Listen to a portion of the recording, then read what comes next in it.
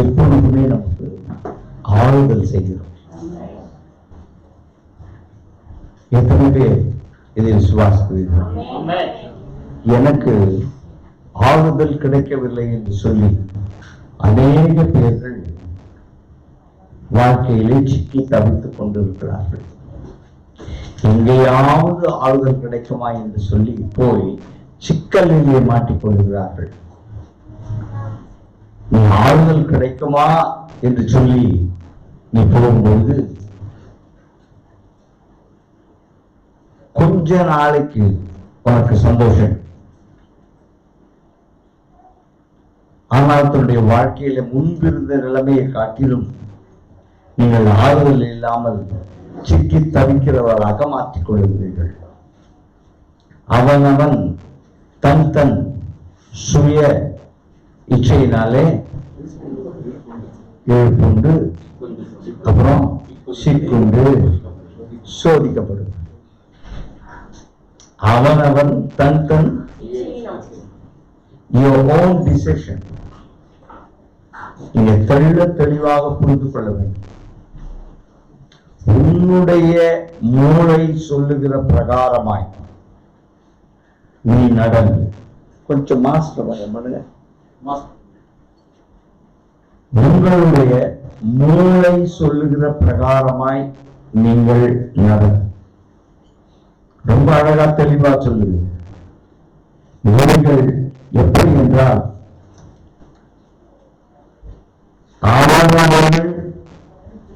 அவர்களுடைய மூளை சொல்லுகிற பிரகாரமாய், அதை விட தெளிவாய் சொல்லணும்னா சுய எண்ணங்களினால் சுய மதியினால் உன்னுடைய சுய எண்ணங்கள் அப்படி என்கிறதே பிசாசினால் உருவாக்கப்பட்டது. வேதாகமும் மிக அழகாய் தெளிவாய் சொல்லுகிறது. கலாத்தியர் 2:20 எடுத்து வாசிக்கும் பொழுது இந்த வேதாகமும் மிக அழகாய் தெளிவாய் சொல்கிறது. நான் கிறிஸ்துவுடனே கூட சிலுவையிலே அறையப்பட்டேன், ஆயினும் பிழைத்திருக்கிறேன். இனி நான் அல்ல, கிறிஸ்துவே எனக்கு பிழைத்திருக்கிறார். நன்றாய் தெளிவாய் புரிந்து கொள்ள வேண்டும். இனி வாழ்வது நான் அல்ல, கிறிஸ்துவே என்னில் பிழைத்திருக்கிறார். நான் என்கிறது, நான் என்கிற எண்ணம், நான் தான் என்னால் முடியும் என்று நீ பேசிக்கொண்டிருக்கிற எல்லா விஷயங்களும் பிசாசை சார்ந்தது. என்னால ஒன்றுமே முடியாது ஆண்டவரே, உம்மால் எல்லாமா, உம்மாலே நான் ஒரு சேனைக்குள் பாய்வேன், உம்மாலே நான் ஒரு மதிலையும் நான் நல்லா புரிந்து கொள்ள வேண்டும். ஒரு தெளிவான முடிவுக்குள் வர வேண்டும். உன்னுடைய சுய எண்ணங்களை சுய இச்சைகளை நிறைவேற்றிக் கொள்வதற்காக நாமே நமக்கு சமாதானம் செய்து கொண்டு பல வழிகளிலே ஈடுபட்டு இளைப்பாறுதல் இல்லாமல் ஆறுதல் இல்லாமல் அலைந்து கொண்டிருக்கிறோம். நீ நினைத்துக் கொண்டிருப்பாய், இது எனக்கு நன்றாக இருக்கும், இது எனக்கு நன்றாக இருக்கும், நான் இதை செய்தால் நன்றாக இருப்பேன். இப்படி பல எண்ணங்களினாலே மனுஷர்கள் சிக்கி தவித்துக் கொண்டிருக்கிறார்கள். ஆனால் அதற்கு மேலாக நான் எனது என்கிறதை விட்டுவிட்டு கிறிஸ்துவில் ஜீவிக்கும்படியாய், கிறிஸ்துவில் ஜீவிப்பது எப்படி அதான் புரிந்து கொள்ள வேண்டும். கிறிஸ்துவில் எப்படி ஜீவிக்க முடியும், கிறிஸ்துவில் எப்படி வாழ முடியும், நன்றாக நீங்கள் புரிந்து கொள்ள வேண்டும். யோவான் 6:63 அடிக்கடி உங்களுக்கு நான் வலியுறுத்தி கொண்டிருக்கிறேன். யோவான் 6:63 எடுத்து வாசிக்கும் பொழுது, மாம்சமானது ஒன்றுக்கும் உதவாது, ஆவியே உயிர்ப்பிக்கிறது, மாம்சமானது ஒன்றுக்கும் உதவாது, ஆவியாயும் ஜீவனாயும் இருக்கிறது. எது ஜீவன்? அப்போ இந்த வசனம் உனக்குள்ளே கிரியை செய்து வசனத்தின் பிரகாரம் நீ நடப்பாயாம். ஆவியின்படி நடக்கிறவர்களுக்கு ஆக்கினை தீர்ப்பு இல்லை. பண்ணக்கூடாதா? நன்றாக புரிந்து கொள்ள வேண்டும். ஆவியின் பிரகாரம் நடக்கிறவர்களுக்கு ஆக்கினை தீர்ப்பு இல்லை. தெளிவாக புரிந்து கொள்ளணும். ஆவி எது? வசனம். வசனத்தின் பிரகாரம் நடக்கிறவர்களுக்கு தண்டனை இல்லை, அவர்கள் ஆறுதல் அடைவார்கள். எங்கே ஆறுதல் அடைவார்கள் என்ற வசனம் இருக்கிறது, சொல்லுங்கள் பார்க்கலாம். துயரப்படுகிறவர்கள் பாக்கியவான்கள், அவர்கள் ஆறுதல் அடைவார்கள். எது மூலமாக ஆறுதல்? இந்த வசனத்தின் மூலமாக ஆறுதல். இதை நீங்கள் தெளிவாக புரிந்து கொள்ள வேண்டும். ஆறுதலை தேடி எத்தனையோ கூட்டங்களுக்கு ஓடிக்கொண்டிருக்கிறார், எத்தனையோ தீர்க்க தரிசனங்களுக்கு ஓடிக்கொண்டிருக்கிறார். ஆனால் உனக்கு ஆறுதல் கிடைத்து விடுகிறதா? உனக்கு ஆறுதல் கிடைக்கிற ஒரே இடம் இந்த வசனம். நல்லா நீங்கள் புரிந்து கொள்ள வேண்டும். எடுத்து வாசியுங்கள். எரேமியா 6:16 எடுத்து வாசியுங்கள். வழிகளிலே நின்று பூர்வ பாதை எவை என்று கேட்டு, what is meant by பூர்வ பாதை? அப்படின்னா பூர்வ பாதை அப்படின்னா the right direction. எல்லாம் நிறைந்ததுதான் பூர்வமானது. பூர்வ பாதை அப்படி என்று சொன்னே நீ ரைட் டைரக்ஷனுக்கு வந்து, நீ ரைட் டைரக்ஷனுக்கு நீ வரும்போது உனக்கு வழி காட்டுகிறது இந்த வேத வசனம் மாத்திரமே. எத்தனை விசுவாசம்? இந்த வேத வசனம் மாத்திரம்தான் உனக்கு வழிகாட்டும், வேற எதுவும் உனக்கு வழிகாட்டாது. பூர்வ பாதை வாசிங்க. பூர்வ பாதைகள் எவைகள் என்று நினைத்து விசாரித்து கேட்டு, நல்ல வழி எங்கே? எதை கேட்கணும்? வசனத்தை கேட்கணும். You must hear the gospel. நீ வசனத்தை கேட்கறது கிடையாது. நாம கேட்கறது எல்லாம் வேற வழிகள் ஆச்சு. தீர்க்க தரிசனம் கேட்கலாமா?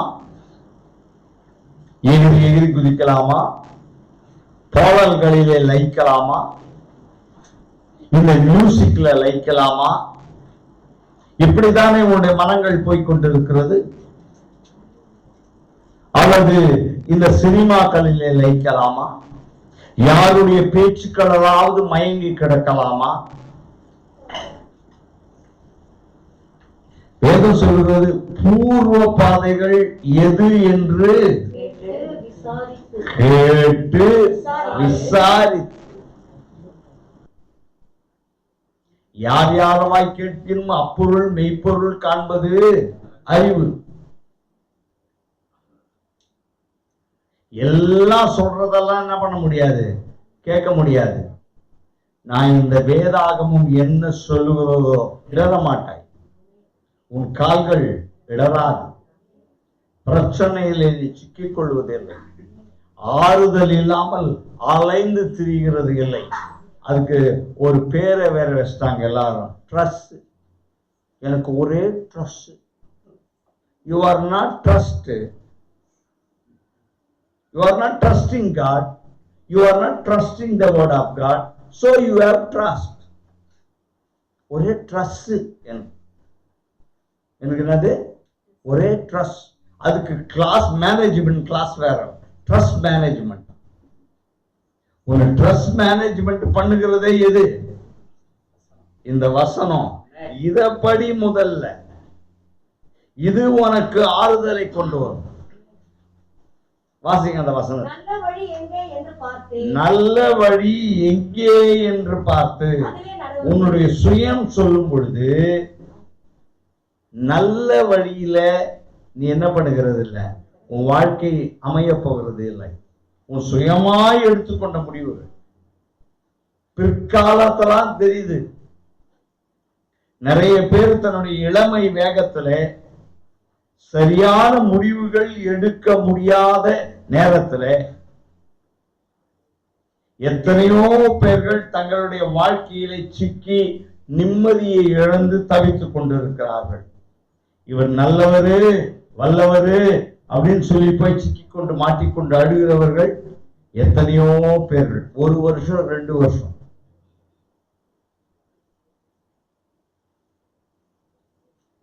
எத்தனை பேர் இந்த சொல்வதெல்லாம் உண்மை பார்க்கிறாங்க? எத்தனை கண்ணீர் கதைகள். You must according to the word of God. இந்த வார்த்தை வேதம் தெளிவா, நீ முடிவு எடுக்கக்கூடிய வயதோ முடிவு எடுக்கக்கூடிய சமாச்சாரமோ உனக்கு இல்ல. சில பேருக்கு 50 வயசு 60 வயசு 70 வயசு ஆனா கூட முடிவு எடுக்க தெரியல. உன்னை பர்ஃபெக்டா முடிவெடுக்கக்கூடிய வழியிலே உன்னை வைத்து நடத்துகிறது இந்த வேதாகம். நீதான் இதை படிக்கிறதே கிடையாது, இதை பற்றி தெரிந்து கொள்வதே இல்லையே.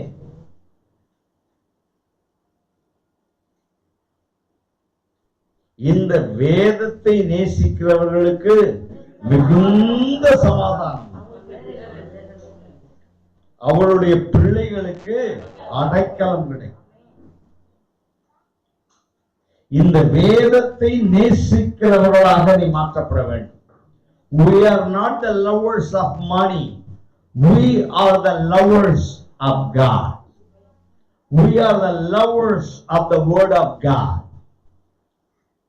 நான் இந்த வேதாகமத்தை நேசிக்கிறேன். நிறைய பேர்கள் அவசரப்பட்டு தன்னுடைய வாழ்க்கையிலே தன்னுடைய சுய எண்ணங்கள் சொல்லுகிற பிரகாரமாய் முடிவெடுத்து விட்டு பின்னாலே சமாதானம் இல்லாமல் ஆறுதல் இல்லாமல் அலைந்து கொண்டிருக்கிறவர்களை அநேக பேர்களை நான் காண்கிறேன். நீ ஒரு பிரஜடிஸ் மைண்ட்ல போயிட்ட.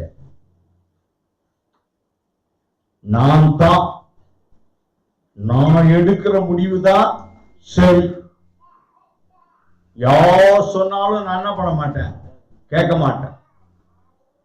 நான் ஒரு முடிவு எடுத்துட்டேன்னா நான் சொல்றத என் பேச்ச நானே கேட்க மாட்டேன். இதுதான் உனக்கு பிடிக்குது. உன்னை பற்றி கர்த்தர் ஏற்கனவே ஒரு பிளான் வச்சிருக்காரு. You are not in the plan of God. உன்னை அவர் வழி நடத்தும்படியாய் உன்னை கரெக்டான டைரக்ஷன்ல கொண்டு போறாரு. ஆனா இது வானம், வேறே ஒரு டைரக்ஷன்ல உன் மூளை என்ன பண்ணுது, சிதறி போகிறது.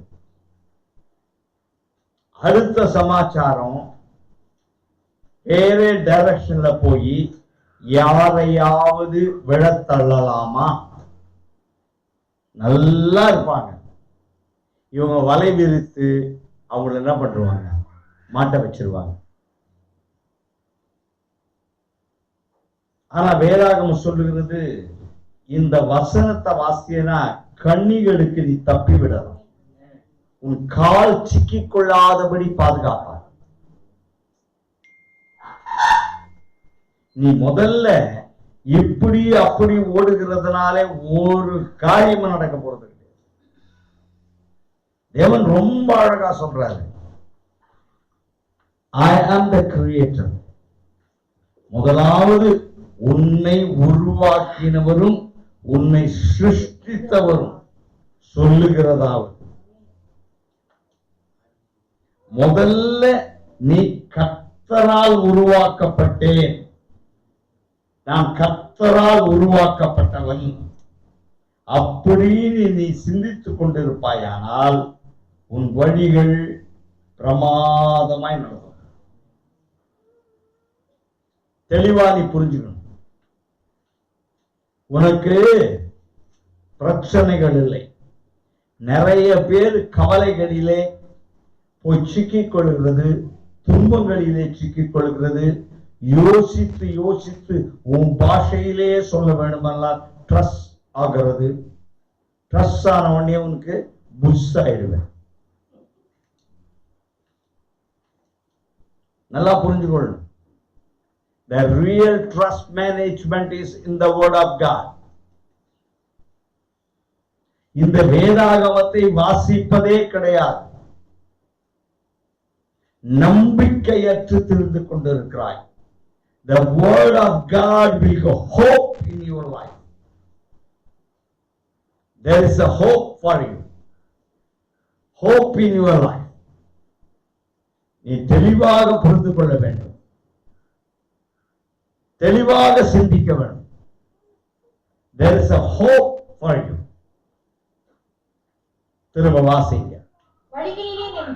வழிகளில் நின்று பூர்வ பாதைகள் எவை என்று கேட்டு விசாரித்து, பூர்வ பாதைகள் எவை என்று கேட்டு விசாரித்து, நல்ல வழி எங்கே என்று பார்த்து, நல்ல வழி எங்கே என்று பார்த்து. ஒரு சின்ன கேள்வி. இந்த உலகத்துல எங்க இருக்குது நல்ல வழி? சொல்லு. ஏன் இந்த உலகத்துல நல்ல வழி இல்லை? காரணம் என்ன? இந்த உலகம் பொல்லாங்கனுக்குள்ளாய் இருக்கிறது. இந்த உலகத்தின் அதிபதி, உன் உலகமே வேற. You must come into the word of God. உனக்கு ஐஸ்வர்யம் உன்னை தேடி வரும், உனக்கு ஆறுதல் தேடி வரும், உனக்கு தேவைகள் எல்லாம் சந்திக்கப்படும். நான் ஏற்கனவே சொல்லியிருக்கிறேன், ஒரு வாழ்க்கை ஆதாமினுடைய வாழ்க்கை, இன்னொன்று பிந்தின ஆதாமினுடைய வாழ்க்கை. த லாஸ்ட் ஆடம், கடப்பட்டி ஆதாம். 1 கொரிந்தியர் 15ஆம் அதிகாரம் 45ஆம் வசனம் அழகா சொல்லுது. முந்தின மனுஷனாகிய ஆதாம் ஜீவ ஆத்மாவான, பிந்தினாதாம் உயிர்ப்பிக்கிற ஆவியான. உயிர்ப்பிக்கிற ஆவினா அப்படின்னா you have a life. He is a life giver. Where is the life? Life is in the word of God. கரெக்டா பேசுது. He is a life giver. உயிர்ப்பிக்கிற ஆவியானவர். இன்னைக்கு உயிரோட செத்து போய் நிறைய பேர் இருக்கிறான். ஏன்? உன்னுடைய சுய வழிகள், பயம், டென்ஷன், சிரிக்க முடியல. உன்னுடைய வழிகளுக்குள்ளாய் நீ போய் கொண்டிருக்கிறாய். கர்த்தர் சொல்றாரு, ஏற்ற துணையை நான் உனக்கு உண்டாக்குவேன். You are not believing that. நீயே தேடிக்கிற, வம்புல மாட்டிக்கிற. முதல்ல வெளியே போகும்போது, ஊர் சுத்தும் போது எல்லாம் நல்லா இருக்கும். ஒன்னா சேர்ந்து வாழும்போது தான் பிரச்சனை முளைக்கும். You must think about it. பூர்வ பாதைகள் எது என்பதை, நலமானதை பிடித்துக் கொள்ளுங்கள். நலமானதை விசாரித்து அதிலே நடவுங்கள். தெளிவா இருக்குது. எடுத்து வாசிங்க.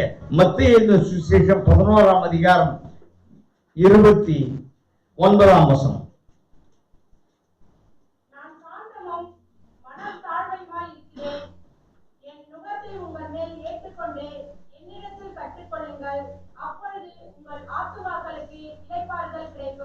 சூப்பர். திரும்ப வாசிங்க.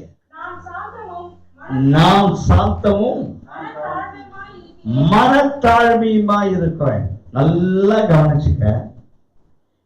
எவன் ஆறுதல் கொடுக்கப்பட்டு நல்ல நிலைமையில் இருக்கிறானோ அவனுக்குள்ள மனத்தாழ்மை இருக்கும். அப்படி இல்லை என்றால் அவர்களுக்குள்ள அகங்காரம் இருக்கும். யார் சொல்றதையும் கேட்க மாட்டாங்க. நான் நடக்கிறது தான் கரெக்ட். புத்தி அவங்களுக்கு சொன்னா ஏறாது. எவ்வளோ வசனம் சொல்றேன், எத்தனை பேர் தலையில் இது ஏறுது? அவங்க செய்யறதுதான் அவங்க செய்யறாங்க.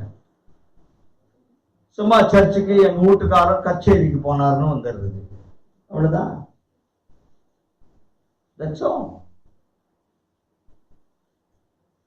ரொம்ப அழகா இருக்குது வேதாகம். திரும்பவும் வாசிய. நான் சாந்தமும் மனத்தாழ்மையுமா இருக்கிறேன். என் நுகத்தை உங்கள் மேல் ஏற்றுக்கொண்டு என்னிடத்தில் கற்றுக்கொள்ளுங்கள். யார் சொல்றாரு? என் நுகத்தை உங்கள் மேல் ஏற்றுக்கொண்டு. What is it mean? நுகம் என்கிறது கடினமானது. அந்த மாட்டு கழுத்துல பாரத்தை வச்சு ஏத்தும் போது அதுக்கு பேர் என்னது? நுகத்தடி. அது பேரு நுகம்.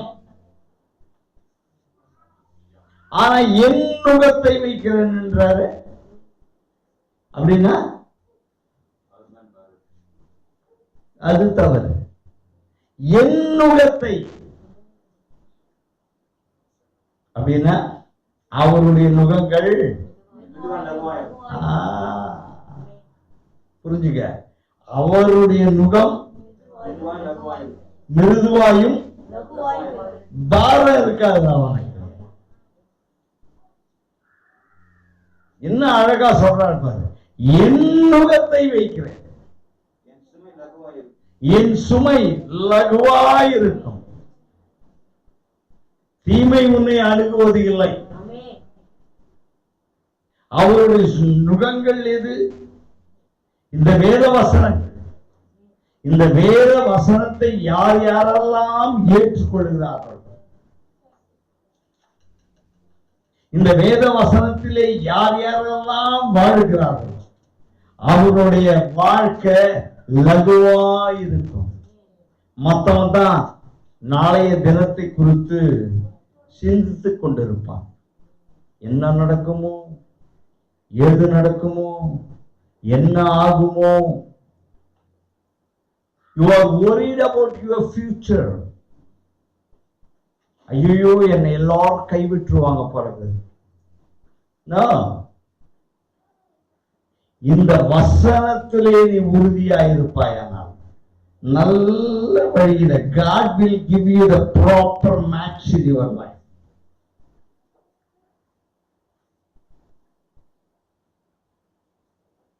நன்றாய் புரிந்து கொள்ள வேண்டும்.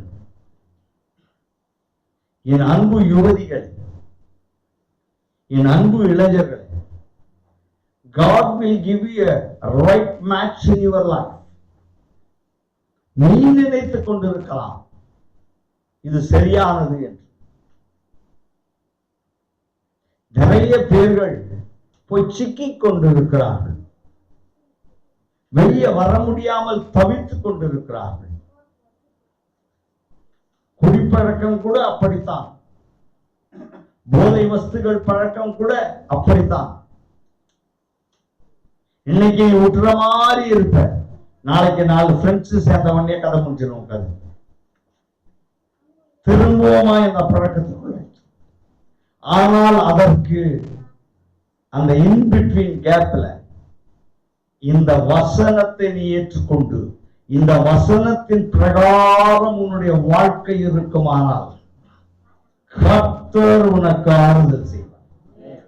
ஆமென். Very clear. எடுத்து வாசிங்க.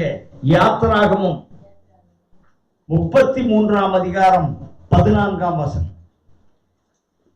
யாத்திராகமம் 33ஆம் அதிகாரம் 14ஆம் வசனம்.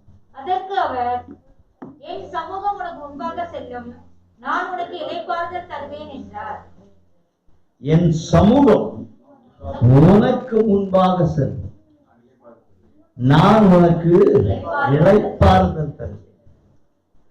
எது கர்த்தருடைய சமூகம்? அவருடைய சரீரம். நீங்க திருமண பத்திரிகையில என்ன எழுதுவீங்க?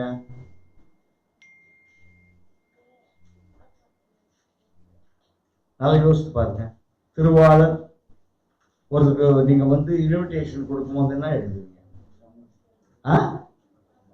சமூகம். சமூகம்னா அதுக்கு மீனிங் என்ன சொல்லுங்க? அவர் பேரை எழுதி அவர்கள் சமூகம் அப்படின்னா அர்த்தம் தெரியாம எழுதிங்கிறோமா நம்ம? சொல்லு. ஏதோ ஒரு எழுத்துல எவனோ எழுதுனா நான் எழுதிடுறேன். அவர்கள் சமூகம் என்ன? இங்கிலீஷ்ல என்ன எழுதுவாங்க? ஃபேமிலி. அப்ப சமூகம் என்ன? ஃபேமிலி. உலக பிரகார ஃபேமிலி. இப்ப நம்ம உட்காந்துங்கிறது என்ன ஃபேமிலி? கர்த்தருடைய ஃபேமிலி. நீ கர்த்தருடைய வசனத்துக்குள்ளா இருக்கிற வரைக்கும் உன் ஃபேமிலி பேமொழியா இருக்காது. ஃபேமிலி ஃபேமிலியாவா இருக்கும்.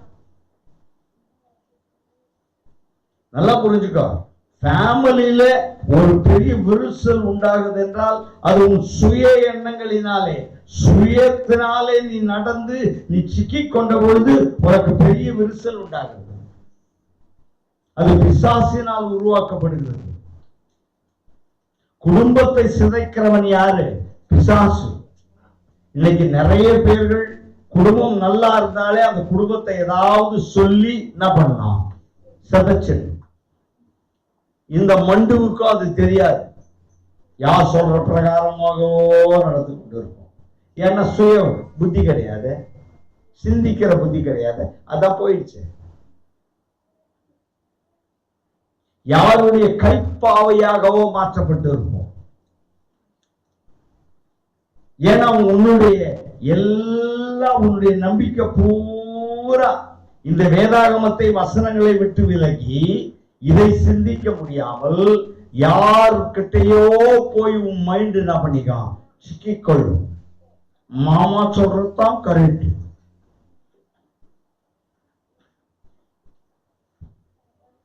நீ சிக்கிக்கொள்ளுவாய்.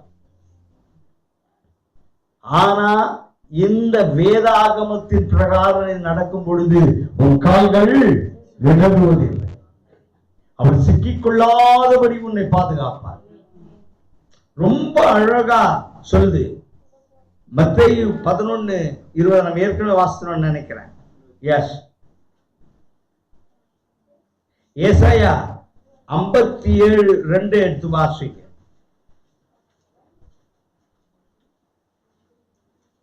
நேர்மையாய் நடக்கிறவர்கள் சமாதானத்துக்குள் பிரவேசித்து தங்கள் படுக்கைகளில் இளைப்பாறுகிறார்கள். நேர்மையாய் நடக்கிறவர்கள் என்றா எனக்கு கொஞ்சம் இது அர்த்தம் சொல்லணும். இன்னொரு அர்த்தம் சொல்லு. உண்மையாய். இந்த உண்மையாய்க்கு இன்னொரு அர்த்தம் சொல்லு. சத்தியமா.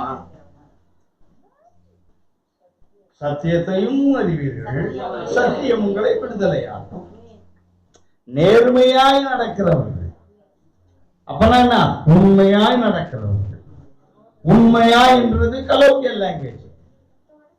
இன்னும் அதுக்கு பிப்ளிக்கல் லாங்குவேஜ் போட்டேன்னா சத்தியத்துல. எது சத்தியம்? வசனமே சத்தியம். அப்ப சத்தியத்துல நடக்கிறான்னா வசனத்துல நடக்கிறான். நல்லா புரிந்துகொள். வசனத்தை விட்டு போட்டு தாறு மாறாய் ஓடிக்கொண்டிருக்கிறார். ஏதோ உனக்கு ஒரு கஷ்டம் வந்தோடனே நேரா அமாவாசை அன்னைக்கு உக்காந்துக்கிற. எது எனக்கு நல்லது செய்யணும்னு நினைக்கிறேன்? அமாவாசை நல்லது செய்யணும் கேட்டா அமாவாசை பிரேயர். அதுக்கப்புறம் ஒரு படி மேல போய் பௌர்ணமி பிரேயர். இன்னும் கொஞ்ச நாள் போனச்சுன்னா ராவு காலம், எமகண்டம், குளிகை, இதெல்லாம் பிரேயர். வேதம் சொல்லுது இடைவிடாமல் ஜெபம் பண்ணுங்க. எல்லாவற்றுக்காகவும் என்ன பண்ணணும்? சோதனத்தினாலும் வேண்டுதலினாலும்.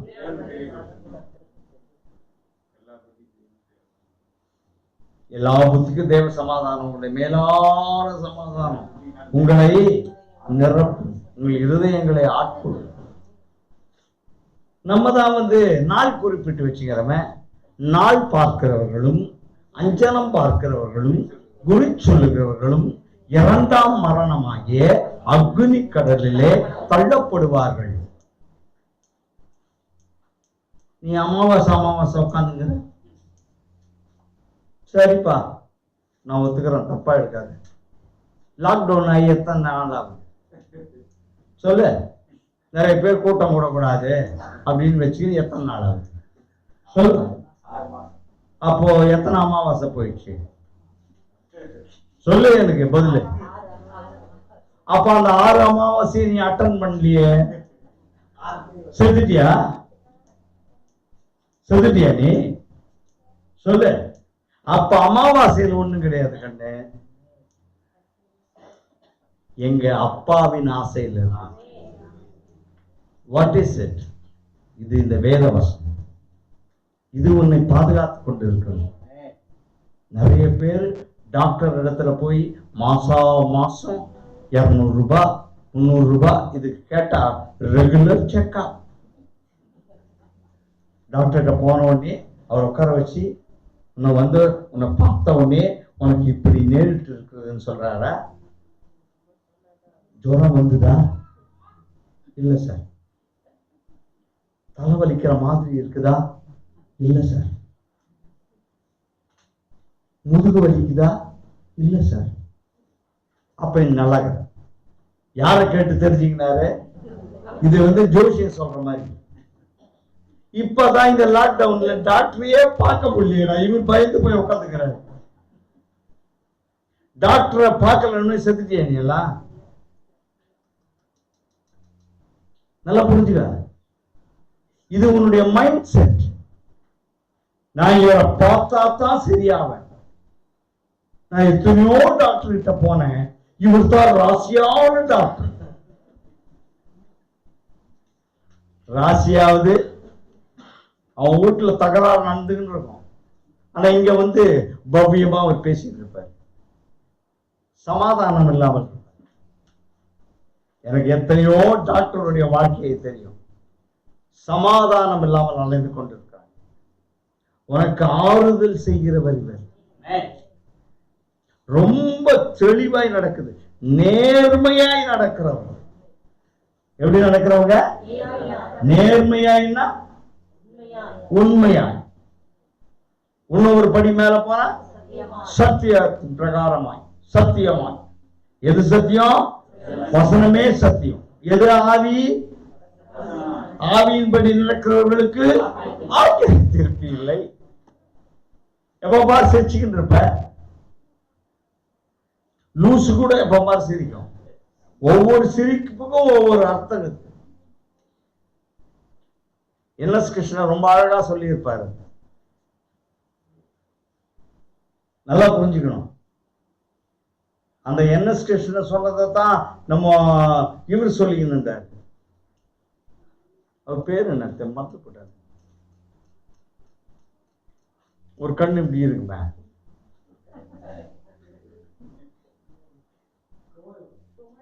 குமரி மத்து. அவர் குமரிக்கின்னு இருந்தார். ஒவ்வொரு விஷயத்துக்கும் இருக்குது கண்ணு. ரியலான சந்தோஷம், ரியலான சிரிப்பு எங்க இருந்து வரணும்? 2 பேர் சண்டை போட்டுன்னு இருப்பாங்க, ஆனா திடீர்னு யாராவது வந்துட்டாங்கன்னா அப்படியே சிரிச்சு பேசுற மாதிரி இருப்பாங்க. அது சந்தோஷமா? நீயாய் உன் சுயமதியிலே வரவழைத்துக் கொள்கிறது, உன் சுய சிந்தனையிலே உதிக்கிறது. ஆனா வேதம் சொல்லுது, நேர்மையாய் நடக்கிறவர்கள், ஆவியின் பிரகாரம் நடக்கிறவர்கள், சத்தியத்தின் பிரகாரம் நடக்கிறவர்களுக்கு ஆக்கினை தீர்ப்பு இல்லை, அவர்கள் சமாதானத்திலே இருப்பார்கள். அவர்கள் சமாதானத்தில் இருப்பார்கள். ஏசாயா 57:2. கேட்டுக்க செல்வி, கேட்டு எழுதிட்டு இருக்காங்க. இன்னும் காப்பி அடிக்கிற புத்தி போதா போறோம்.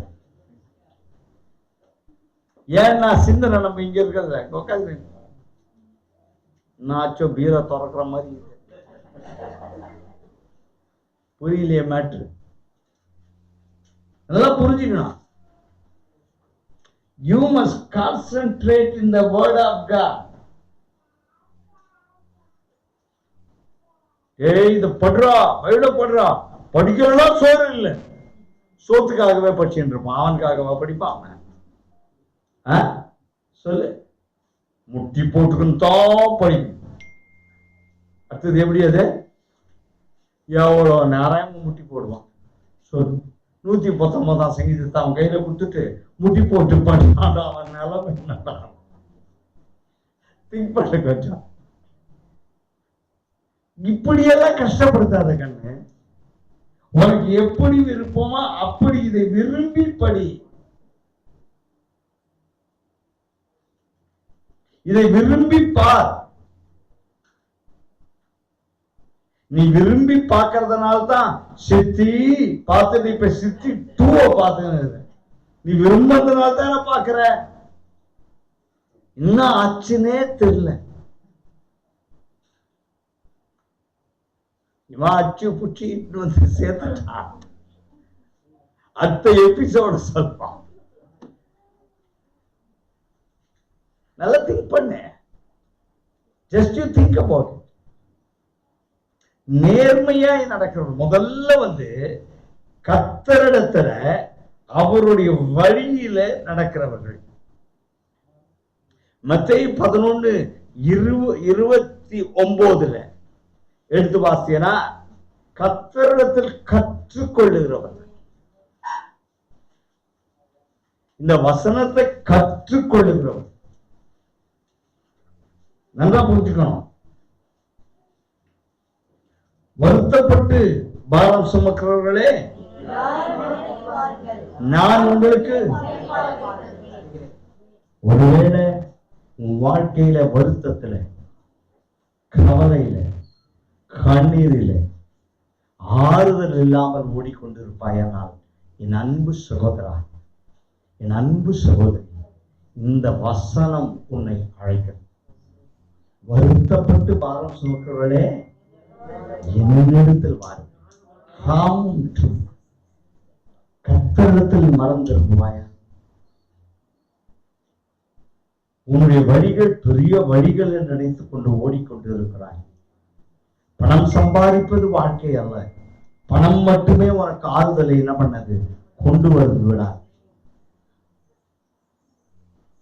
இன்னைக்கு பணம் சம்பாதிக்க வேண்டும் என்று சொல்லி ஓடி சிக்கலிலே மாட்டிக்கொண்டவர்கள் எத்தனை பேர்கள். உன்னுடைய பணம் உனக்கு நிம்மதியை, ஆறுதலை கொண்டு வராது. உன்னுடைய பணம் உன்னை பதவிக்கு கொண்டு போகுமே தவிர பாசத்திற்கோ அமைதிக்கோ உன்னை வழி நடத்தாது. உன்னை பாசத்திற்கும் அமைதிக்கும் வழி நடத்துகிறது யார்? இந்த பரிசுத்த வேதாகமம். ஆனால் உன் சுயமதியிலே அமைதிக்கு பெயர் தான் சாந்தி என்று ஓடிக்கொண்டிருக்கிறாய். சாந்தி பின்னால ஓடுறிய, சாந்தி கிடைக்குமா? சாந்தி வாந்தி வேணா எடுக்கும்.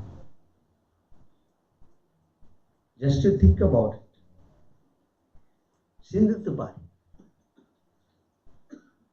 எவ்வளவு அழகாய் ஆறுதலை பற்றி வேதாகம் பேசிக் கொண்டிருக்கிறது. எடுத்து வாசிங்க. வெளிப்படுத்துற விசேஷம் 14ஆம் அதிகாரம் 13ஆம் வசனம்.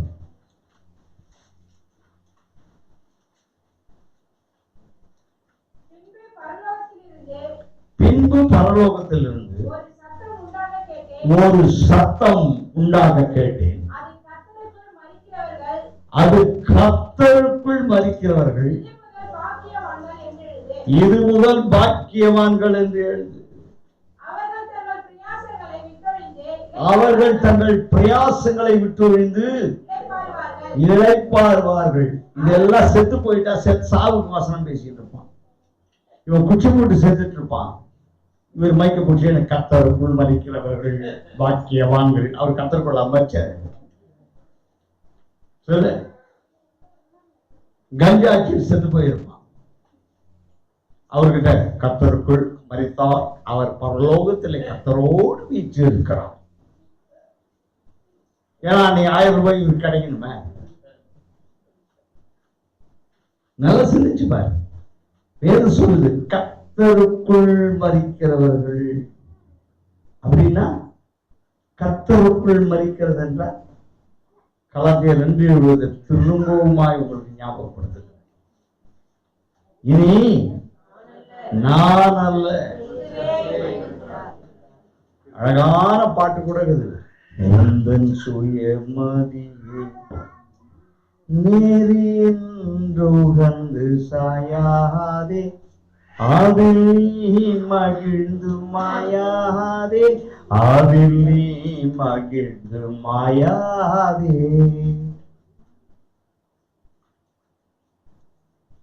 உந்தன் சுயமதியை, மதினா அறிவு. இந்த அறிவு இல்ல, அறிவு. எவ்வளவு முறையில நம்ம சுயமாய் பேசிக் கொண்டிருக்கிறோம்.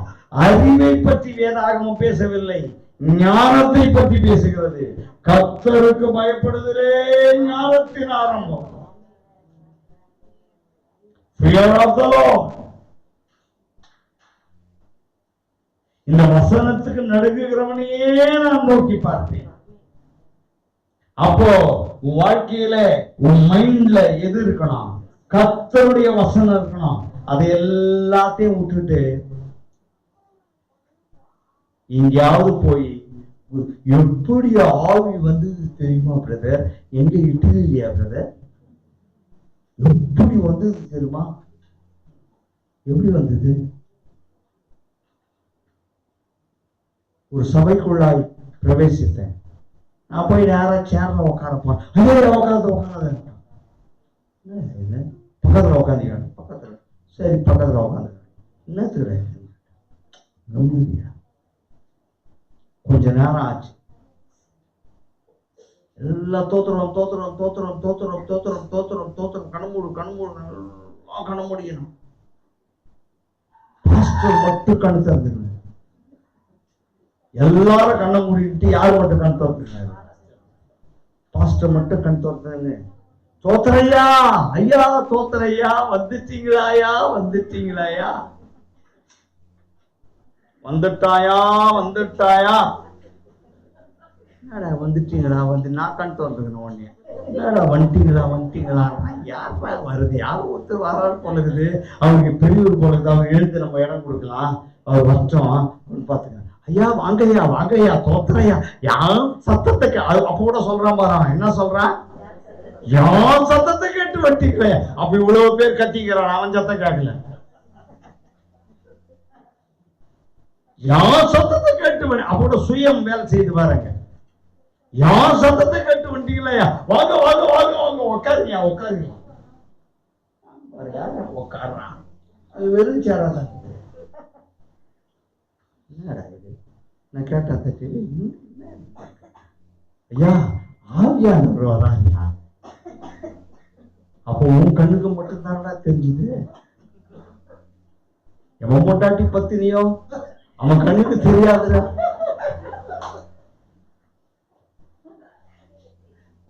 அந்த கதையாயிடுச்சாங்க.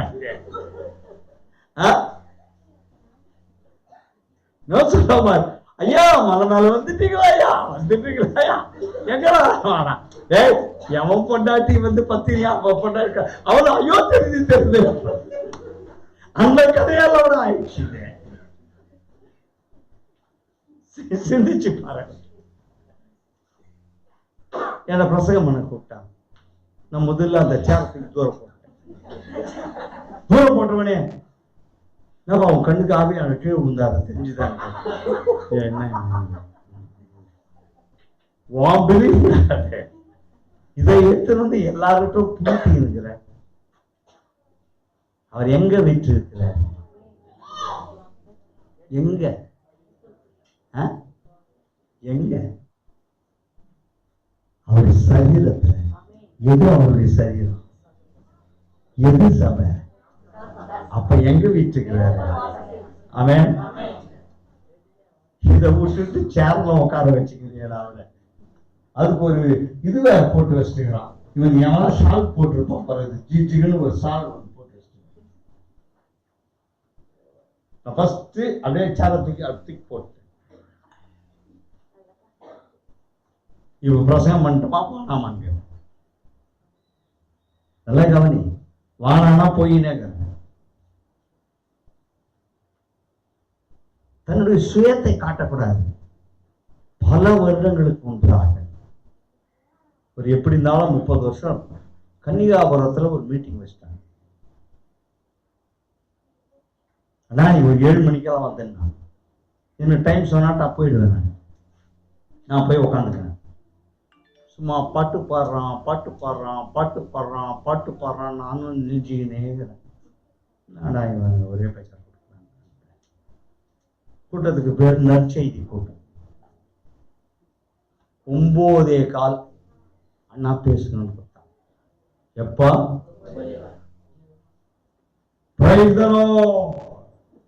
அல்லேலூயா, எல்லாம் அல்லேலூயா. கர்த்தர் உங்களை ஆசீர்வதிப்பாராக. ஆமென். எங்கடா பேசுறது? நானு எப்ப பேசுறது?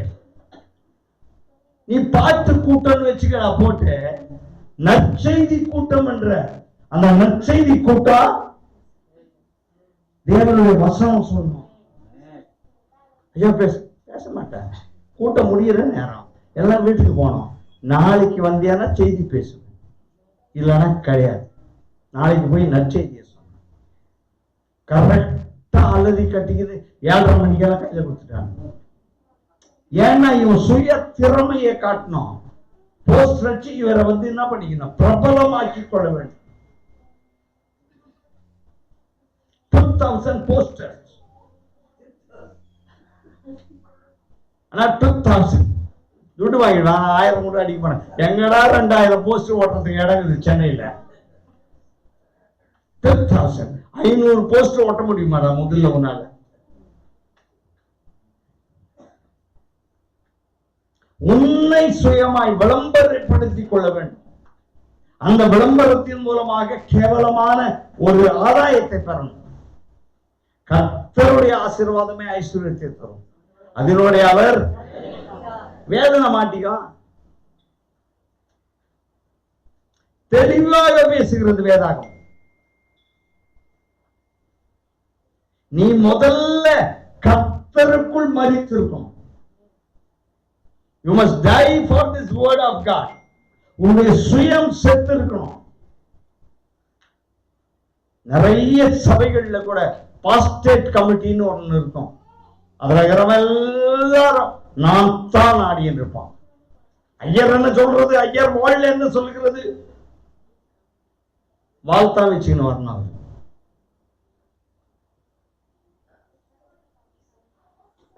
பாஸ்டரை கட்டுப்படுத்துகிறதுக்கு தான், அதுக்கு பேர் தான் என்னது? கமிட்டி.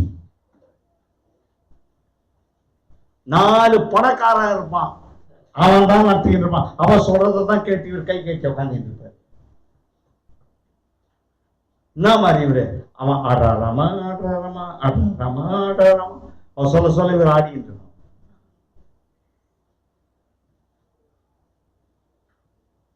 இங்கத்தாண்டே அங்கத்தாண்டே தான் கிடையாது. உன் பேச்ச கேட்க முடியாது கண்ணு. நீ கொடுக்குற துட்டெல்லாம் வேணாம்.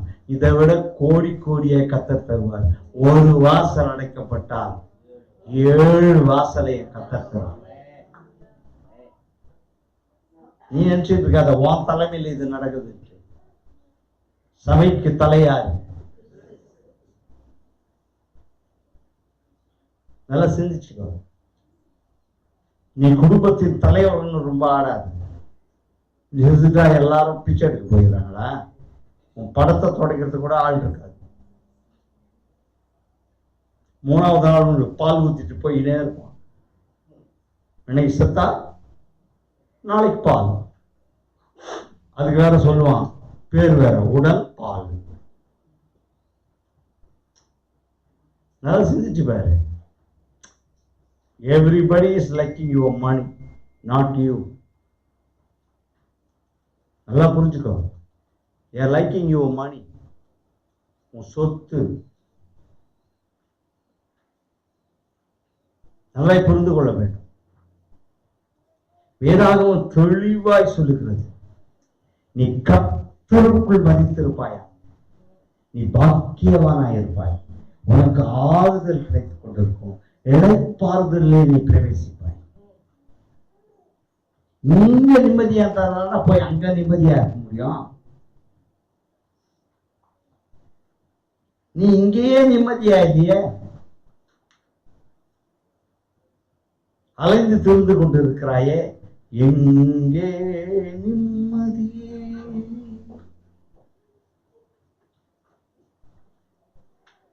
எங்க நிம்மதி? உனக்கு பேர்ல எழுதிட்ட இந்த வேத வசனத்துல, அங்கே எனக்கு இடம் வேண்டும். எங்க இடம்? இளைப்பாறுதல் இடம். இந்த வேத வசனம். Come into the word of God. உனக்கு இளைப்பாறுதல். தேவன் தெளிவாக இருக்கிறார். 2 சாமுவேல் 7:11 எடுத்து வாசி. 2 சாமுவேல் 7:11. 7:11. 2 சாமுவேல்.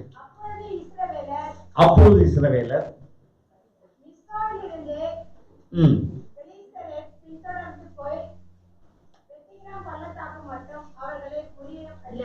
இல்லப்பா, உன்னுடைய எல்லா சத்துருக்களுக்கும் உன்னை நீங்களாக்கி இளைப்பாற பண்ணினேன். ஆமென். உன்னை எல்லா சத்துருக்களுக்கும் உன்னை நீங்களாக்கி. சத்துருக்கள்னா உன்னை பிரச்சனைக்குள்ளாக்கும்படியாய், உன் நிம்மதியை கெடுக்கும்படியாய் அநேக பேர்கள் வருவார்கள். ஆனா வலது பக்கத்தில் 1000 பேரும் இடது பக்கத்தில் 10000 பேர், அது உன்னை அணுகாது. உனக்கு எதிர்படுகிறவர்கள் இல்பொருள் ஆவார்களாக, அவர்களை தேடியும் நீ. இந்த வசனத்துல நின்னு பாரு, உனக்கு எதிராய் யார் பண்ணாலும் பணாது, தப்புன்னு போயிடும். நீ புரிஞ்சுக்கோ. உன்னை பற்றி என்று சொல்லுவார், உன்னை பற்றி பிளான் பண்ணுவாங்க. அது எல்லாவற்றையும் கட்ட முடியாது. உனக்கு இளைப்பாறுதலை கொண்டு வரும். கவலைப்படாத. நீ ஒன்னே ஒண்ணு செய்யணும், இந்த பரிசுத்த வேதாகமத்தை பின்பற்றிக்கோ. இந்த வேத வசனங்கள் உனக்கு வழியாக இருக்கும்.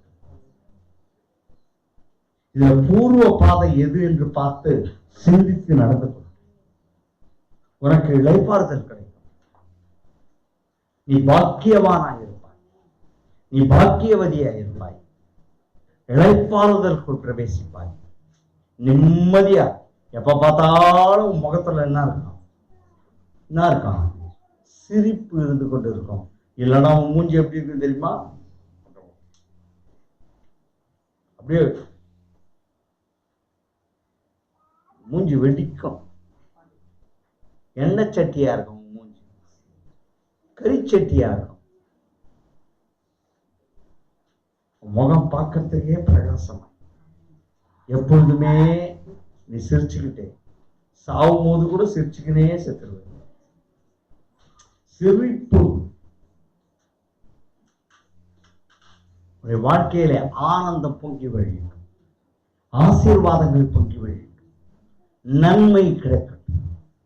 நீ ஆசீர்வாதமாயிருப்பாய், போகையிலும் வருகையிலும். போகும் பொழுதும் காப்பேன், திரும்பும் பொழுதும் காப்பேன். கர்த்தருக்குள் மதிக்கிறவர்கள் பாக்கியவான். நீ இங்க மதிச்சு இருக்கணும். குச்சி போட்டு செத்தா கத்தர்க்க மதித்தவர் அவர். சொல்லு, நல்லா சிந்திச்சுவார். என் அன்பு சகோதரன், பூர்வ பாதைகள் எது என்று பார்த்தார்களே நடந்து எது பூர்வமான பாதை? இந்த வேத வசனம். இந்த வேத வசனத்தை பிரவேசி. கர்த்தர் உங்களை ஆசீர்வதிப்பார். ஆமென், ஆமென், ஆமென். God bless you.